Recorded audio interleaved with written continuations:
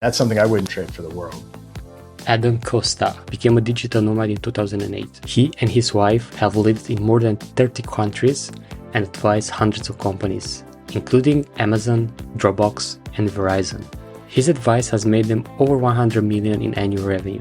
He and his wife retired at the age of 40 and now run funnelcandy.com, which share their expertise in a free weekly newsletter.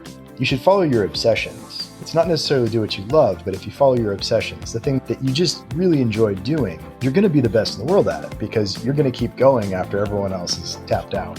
You've been to more than 30 countries and you've been a long-term digital nomad. What made you stop? We've kind of hit a point now where I would encourage that everybody should at least try to work remotely. And then from there, if you are interested in travel, digital nomad, it's an amazing lifestyle. What would be your practical advice they can apply in less than one day to improve their website? So if we have 24 hours, the very first thing I would do is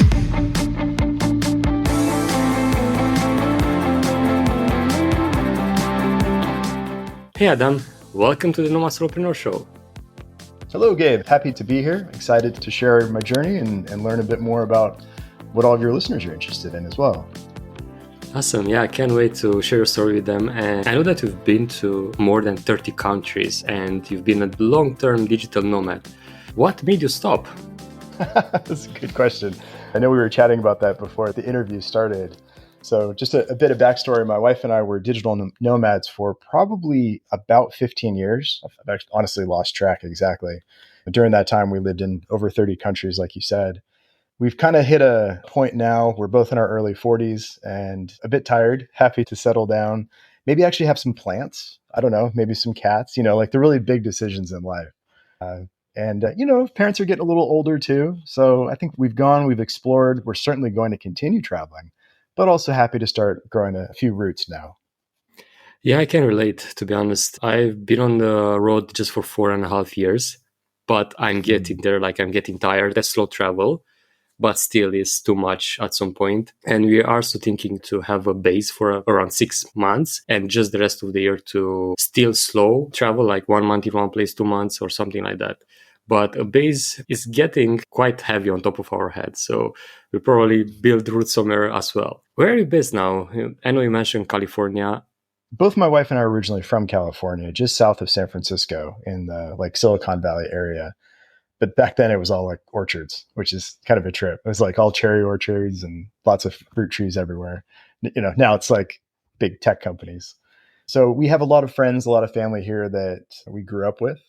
And so we lived all over the place, traveled all over the world. And it's so funny. The place that we ended up loving the most is a small town called Capitola, which is probably 30 minutes from where my wife was born and like an hour from where I was born. So if anyone has read the book, The Alchemist, it's a lot like that. You have to go on the big journey and then ultimately you find your treasure back home. Yeah, that's interesting. I was always thinking at the beginning when I left Romania, I was like, there's so slim chances to live back here anymore. Now I'm back in Romania for visiting friends and family. But personally, I don't see myself living here because of the weather. I love my country. It's beautiful. You have everything. But the weather, it's like 6 months a year is quite worse than almost every place that I visit, like cloudy and you don't see the sun. Of course, just parts of the country, the parts that I grew up and lived. But yeah, I think you have that advantage of the weather in California. I heard that it's one of those places where the weather is perfect all year round. It's true. The weather is great. Unfortunately, it makes us very soft. I've lived in other places and winter comes around and I'm crying about like how cold it is. And people are like, it's only November. Like it's going to get a lot worse. And like, no, man, I can't do that. But speaking of places and travel, a lot of individuals aspire to be a digital nomad and enjoy this lifestyle. If you were to start again, you'll still do it? Oh, 100%. And the reason why I would do it again, I kind of feel like an old guy harping on this point, is that when you are able to work remotely, you free up your location. There's so many benefits that come with that. The obvious one is that you can see the world, you can travel, have loads of different experiences, and that's something I wouldn't trade for the world. But in addition to that, you can also live in a lot of places that are less expensive. So you can take advantage of that arbitrage opportunity where you may, for a long time, I was getting paid in pounds or US dollars, but I was spending pesos around the world. Take your pick. And you can take advantage of that arbitrage when you are a digital nomad, which is amazing. That's a fantastic hack.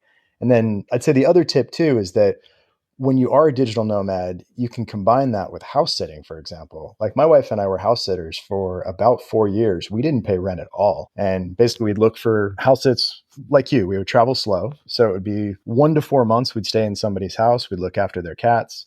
And we got to travel all over the place. We got to stay in like England, Morocco, all over the US, Vancouver, Canada. And yeah, we didn't pay rent for 4 years, which meant that we could save all of that money and then invest it away.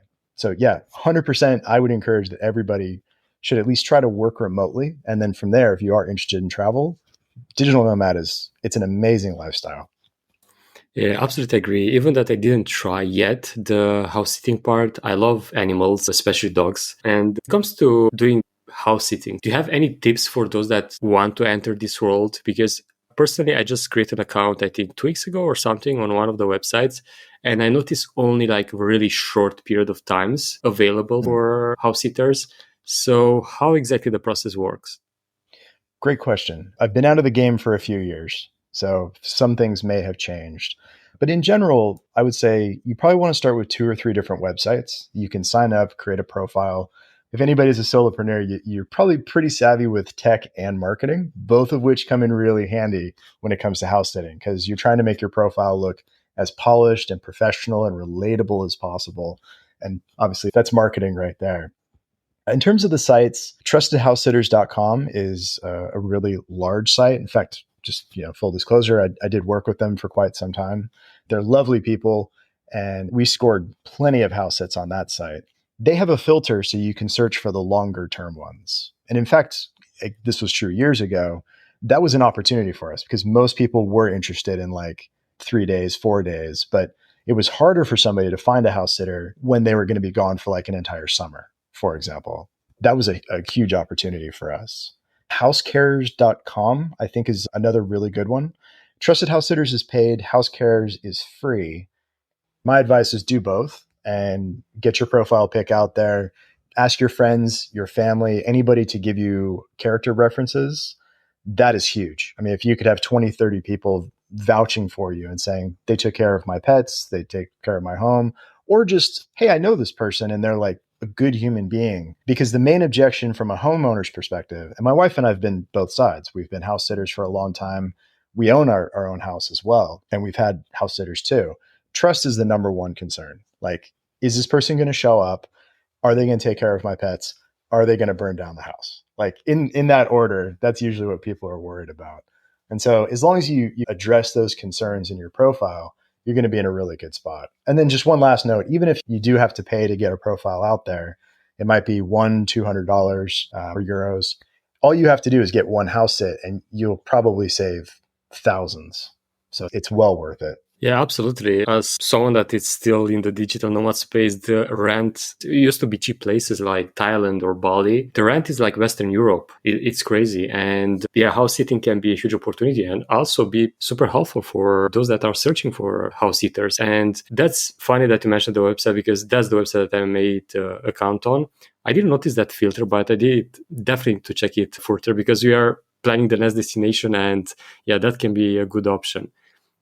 And you mentioned marketing, and I know that you have over 20 years of experience in this field and working with big brands like Amazon, Dropbox, and others. What did it take to arrive at that point to work with such big names?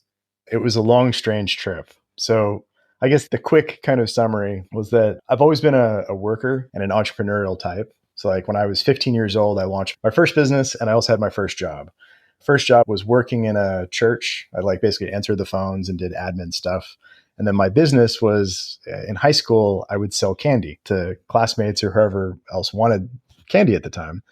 And what I learned was that with the business, it actually did pretty well, but I realized that I could just ask other people to sell the candy for me in different classes. And I would give them 80% of the profits. So basically, I would just give them the candy and then they would give me the money at the end of the day. And it wasn't long before my little candy operation was actually making more money than the job that I was going to work for. So I was hooked ever since. And for those of you listening, you're like, Candy, like, why didn't you start an app? It's like, well, I'm 42. This was a long time ago. Like, we didn't have the internet back then, which is kind of a crazy thought, right? So from there, I kind of barely got through college, bounced around, was a vagabond for several years. And then my wife and I, at the time, we were still dating, and she knew how to use Dreamweaver to build websites. And she actually knew how to build a website. And I remember looking at that and thinking, holy crap, this is like magic. You can actually build something with this. So she and I started working together. At the time, I was working as a travel agent during the day and a waiter at nighttime. And I was just putting in absurd hours. I was in debt. I was trying to get through all of that. And on top of that, we decided to create our first online product, which was a rap tutorial. So we'd show people how to rap, how to write songs, how to perform, how to freestyle, because that was my background as well. And even though I don't look the part, we got that up and running, and we were running Google ads to it. Back then it was called AdWords for like 5 cents a click. And we were able to actually sell the product. And we made barely enough money then that we got married and we hit the road. And we spent 9 months traveling around a lot of places that you mentioned, like Bali, Thailand, India, Malaysia, Singapore, Nepal, loads of different places.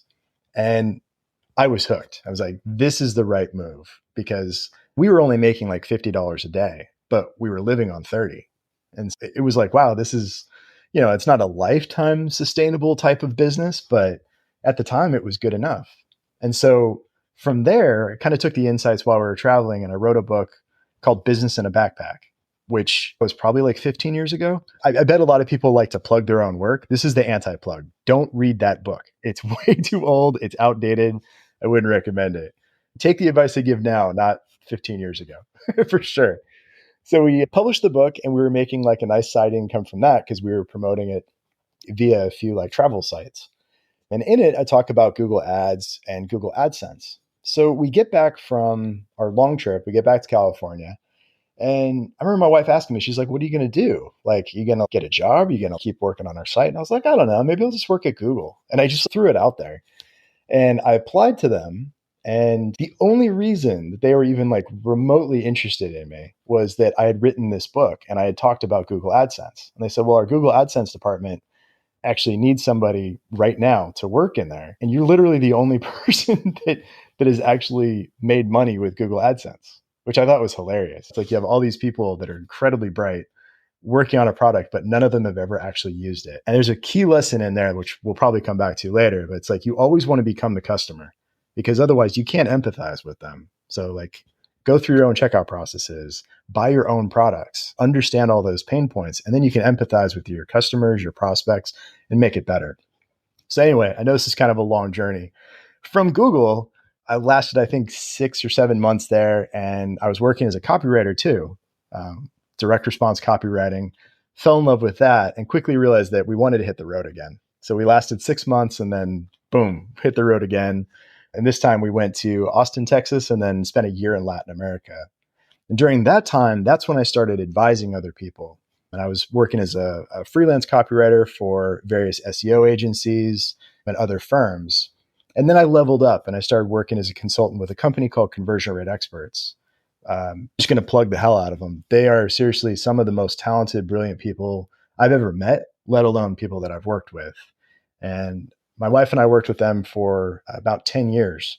And during that time, we led 140 projects where we were in charge of conversion optimization. So basically reviewing their websites, offering suggestions on changes in copy, changes in design, changes in their business strategy to increase their profits. And we led 140 plus projects, including, like you said, Amazon, Dropbox, Wired, a bunch of fast growing startups as well, and got all of those up and running. And we grew every single one of them that implemented our advice. And while we were doing that, we were also running 3 of our own businesses that we had bought online. And then eventually we sold all the businesses, and then we retired from consulting 2 years ago. So like when we were both 40, we retired, we said, that's it, we're done. And I've pretty much just been screwing around on social media ever since. Man, that's quite a journey. And you did so many things, been to so many countries, worked with so many companies. And what I love about it, that you always follow your heart. If you felt like want to travel more, you just hit the road. If you want to work for Google, you just did that. And all these experiences shape the person that you are today.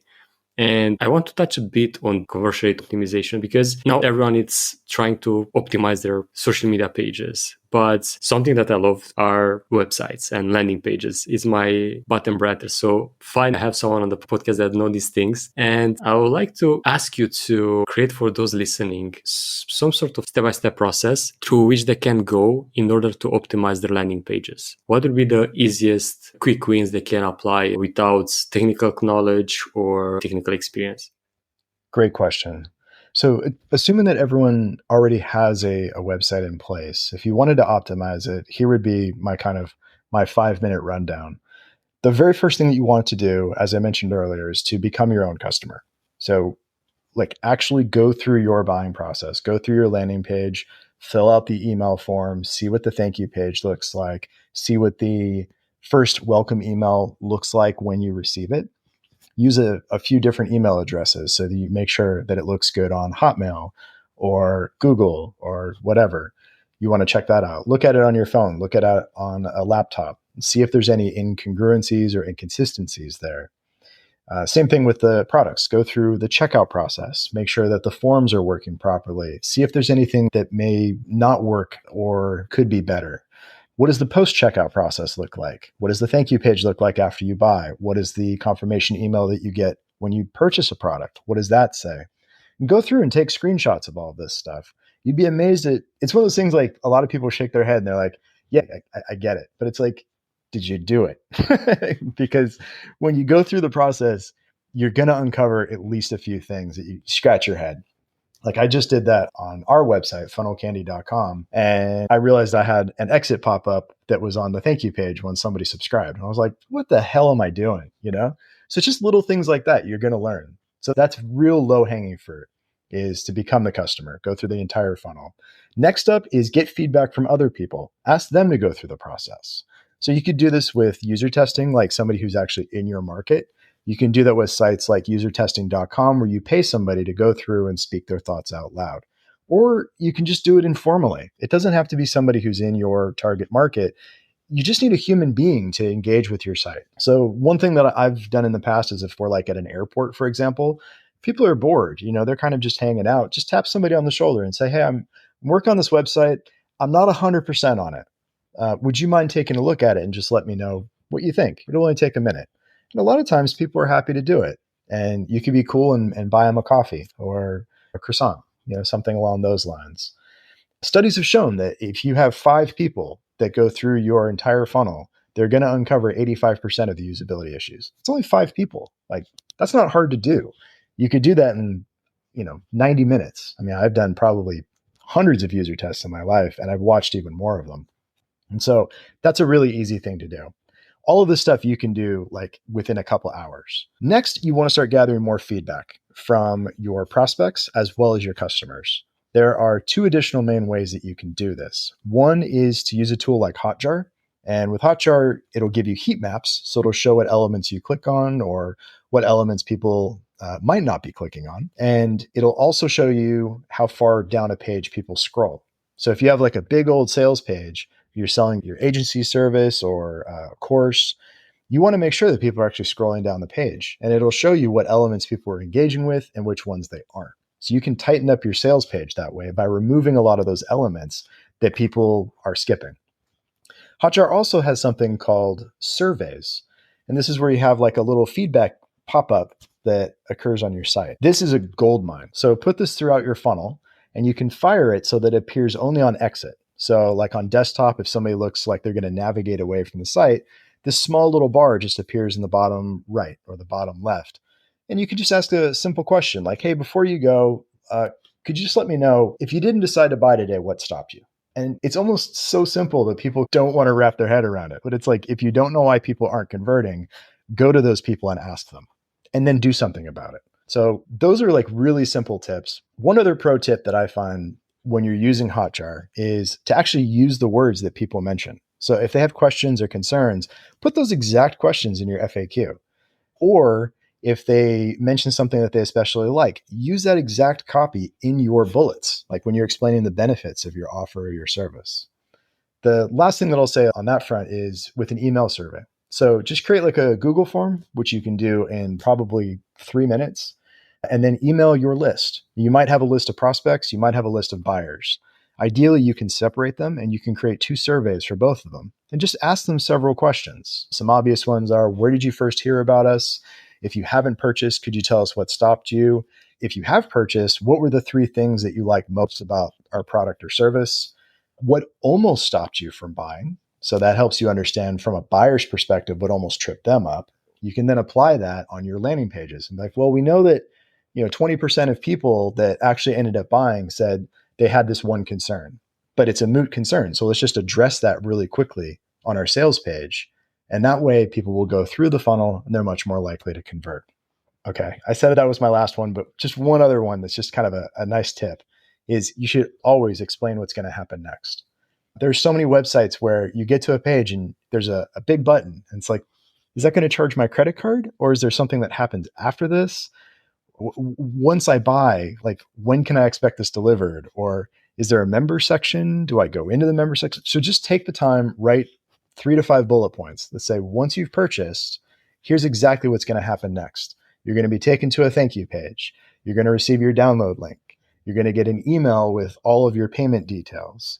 And you can expect your product to be shipped in 48 hours or less, and it should arrive on this date. Like, all these little things provide a lot of reassurance, because we all know this feeling when you try to buy something online. It's very emotional. And a lot of people, like, we all know this feeling too. You go through a checkout process and you click the buy button and something breaks and you go, oh no, now I got to start all over. So just become the customer, empathize with them, ask your prospects, ask your customers why they bought or didn't buy, and then address those throughout your funnel.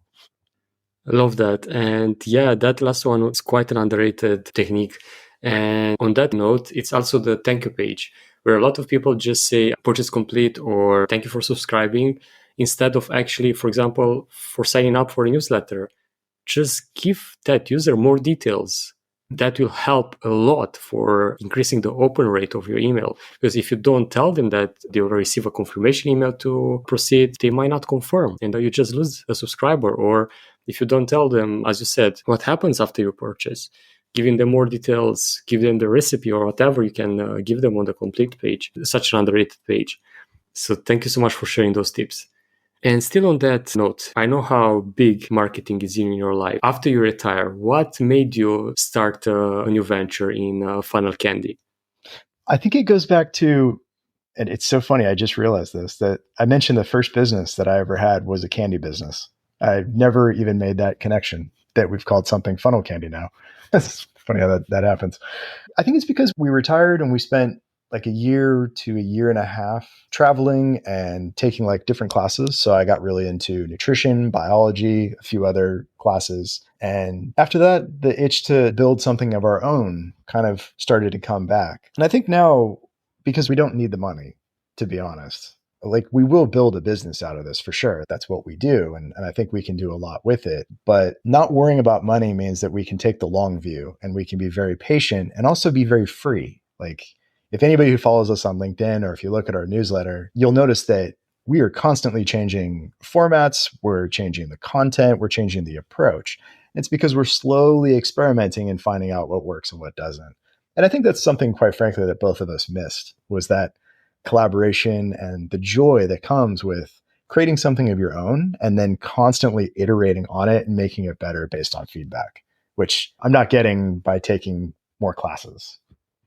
Yeah, I love that. And that's an underrated way to build something, because most often people are jumping into creating a business or anything. They need to put food on the table or whatever. And then you are, of course, under pressure. And that's why I got asked this question. I'm in a full-time job and I want to build something for myself. And I feel like I can quit now and start building something. I was like, no way. Start building something on the side and test, iterate. Don't have the pressure of making money right away. And as you mentioned, have a long-term view and start making the right decision, not a rush decision because of lack of money or resources and so on.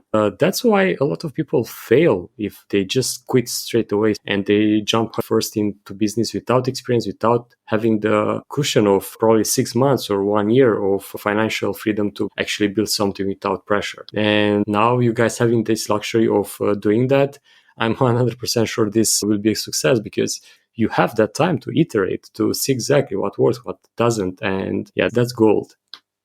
Yeah, I think it's great that you offer that advice to other people as well, where it's like, don't quit your job. Don't just jump all into this. Have a runway, particularly if you've never done this before. Like you've been doing this for a long time and we have a long time horizon. So it almost feels like we're just very relaxed about the whole thing. Whereas when we did that rap tutorial and I was working 2 jobs, that was a completely different experience. When you've got like a longer time frame and you're not chasing the money right away, you can take the time to do it right. Khan talked about that, where he just said, if you should follow your obsessions. It's not necessarily do what you love, but if you follow your obsession, it's the thing that you just really enjoy doing, you're going to be the best in the world at it because you're going to keep going after everyone else is tapped out. But a lot of that comes with time. You can't just do that like immediately. It takes years to become world class at something and to really follow your obsession to its logical conclusion. Yeah, that's true. And there are so many examples out there, like Jeff Bezos, who was really passionate into books and online world and so on. And it took decades to arrive at the point that is now. It didn't happen overnight. And another thing is that a lot of people miss the fact that you need this focus on one single thing. If you split yourself into different ventures and so on, you'll probably do fine if you go on the right path. But in the same time, you cannot grow above a certain level because you don't have that focus, as you mentioned, like working day and night on the same thing without spreading your focus on, oh, I would like to try that thing as well. Oh, maybe that will work. Like now with AI and all these things. Of course, you need to embrace it and to leverage it. But if you put all the eggs, it's probably not the right example with all the eggs because you have to spread your eggs in different baskets, but with attention is something else because otherwise it's so hard to build something meaningful.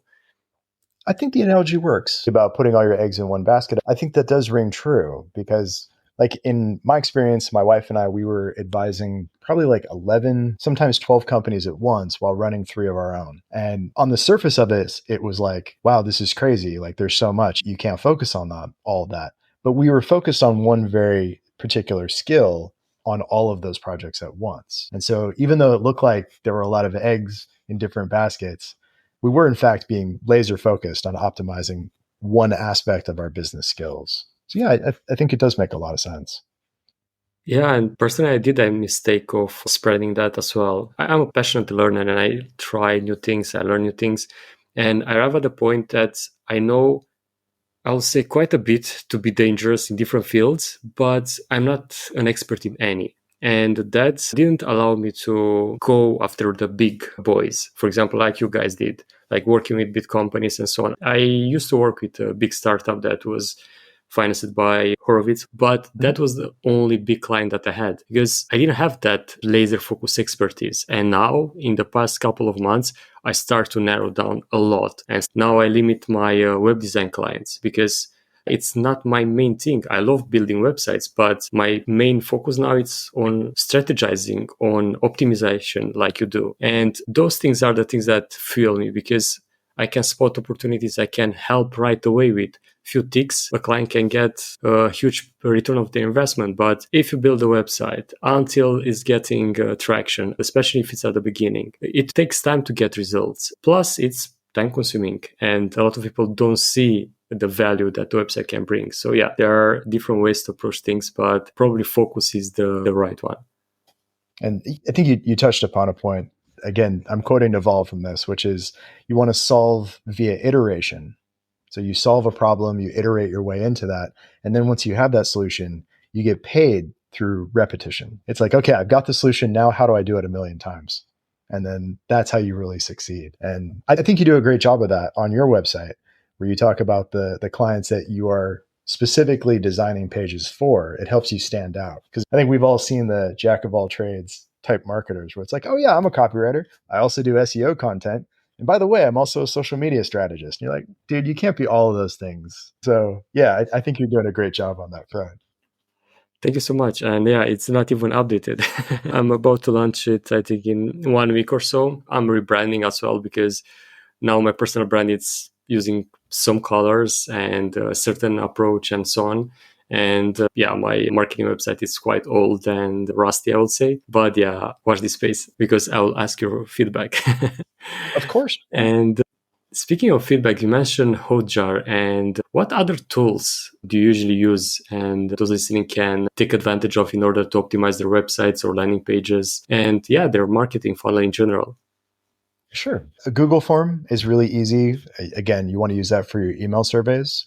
So you can email out your prospects and your customers and just send them a link to your Google form. That's invaluable. And the beautiful thing about that is you could just put it into your autoresponder series or your newsletter, and it just happens automatically. And so you can just go to your Google form, look at the results, and be like, oh, what have people told me this week?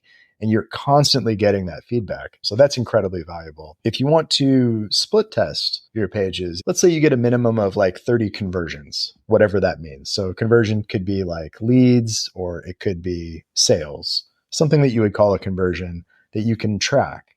If you're getting like at least 30 of those, let's say a week, you could probably set up some split tests and be like, well, let's try this headline versus that headline, or a long sales page versus a short sales page. You can use split testing software to do that. There's a lot of ones on the market. The one I probably recommend is convert.com. I've used them for years. They're a great group of people. They've got excellent support and it's very easy to use. Visualwebsiteoptimizer.com is also a good one. And they have some of the similar tools that Hotjar has as well.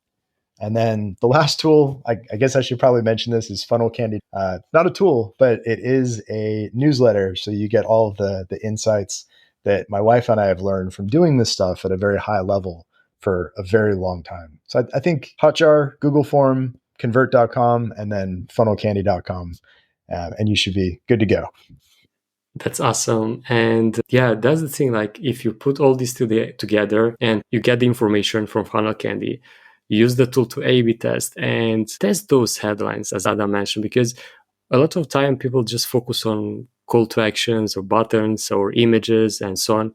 But the big one is the headline. Without that being optimized and on point, it's so hard to convert. And apart from Funnel Candy, where people can connect with you in order to see what you're up to, and because not sure if you're still taking clients or you're planning to do so in the future.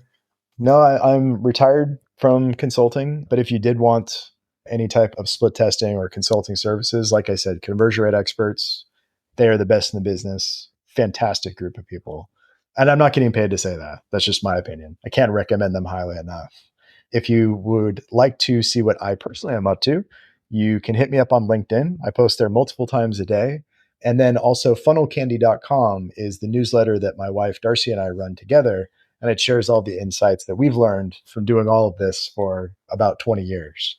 Thank you so much for sharing that. And for those listening, I'll put as well the links in the show notes so you can grab it right away. As you guys heard, Adam is an expert on this, and I can definitely validate with my little expertise in the field comparing to him. And yeah, I personally look forward to see what you guys come up with and how Funnel Candy will grow, and I'll definitely join the newsletter as well. So to wrap things up, we usually prepare a challenge, a short 24-hour for those listening in order to put all this knowledge into action. What will be your practical advice they can apply in less than 1 day to improve their website? So if we have 24 hours, the very first thing I would do is to show your website to 5 different people. Ask them to go through the funnel, take copious amounts of notes, and write down all the challenges and questions that they have. I would also sign up for a free Hotjar account and get a survey running and a heat map running on all the key pages. So that way you can start gathering feedback from prospects. I'd also send out an email survey to your prospects and your customers and link that to a Google form, asking, let's say, 5 to 10 questions. I think if you do all of that just in the first 24 hours, you're going to have the systems in place that you don't have to guess. You're going to have the answers as to what are the pain points people have, what are the questions that they have, and how can you address and overcome those concerns and ultimately grow your site and your business. Love that. Thank you so much for sharing it. And indeed, for all those listening, just put it into practice and see the miracle happen, because you have that landing page or website for a reason, right? Exactly. Awesome. Thank you so much, Adam, again for coming to the show. This was amazing. Thank you, Gabe. It was a pleasure, and I look forward to your new site. Thank you. I'll keep you posted. Thanks for listening, everybody. If you enjoyed this podcast, make sure to subscribe to your favorite podcast station to not miss when we drop the next one. We have lots of exciting guests and surprises for you coming up. This is your host, Gabe Marushka, with the Nomad Solopreneur Show. Until next week, Pura Vida!